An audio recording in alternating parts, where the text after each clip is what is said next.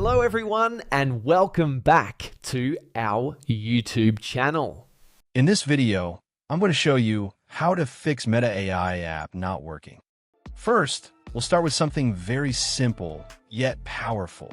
So over the time, apps store temporary files to load faster, but sometimes those files get corrupted and the app starts acting weird. To resolve this issue, we will first head over to our device settings. From here, scroll down and tap on General. Once you're in the General Settings tab, look for iPhone Storage option and tap on it.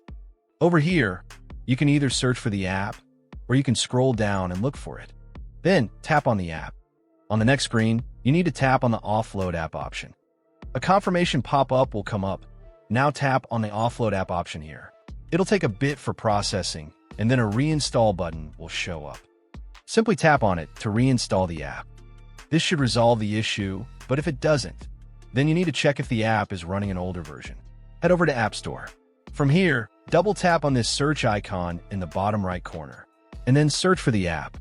Once the app comes up in the search result, and if you see this update button right next to the app, simply tap on it to make sure you're running the latest version of the app. However, if you continue to encounter this issue, then you will need to completely reinstall the app, which usually resolves the problem. Head over to this screen the way we did before.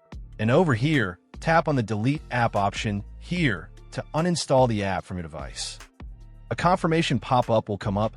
Now tap on the Delete option here. Once uninstalled, open up App Store and search for the app in the search bar. After the app comes up in the search result, simply click on this cloud icon to install it back onto your device. Hopefully, this resolves the issue. If it does, consider sending a super thanks to support our channel. And also don't forget to hit the subscribe button. We'll see you in the next video.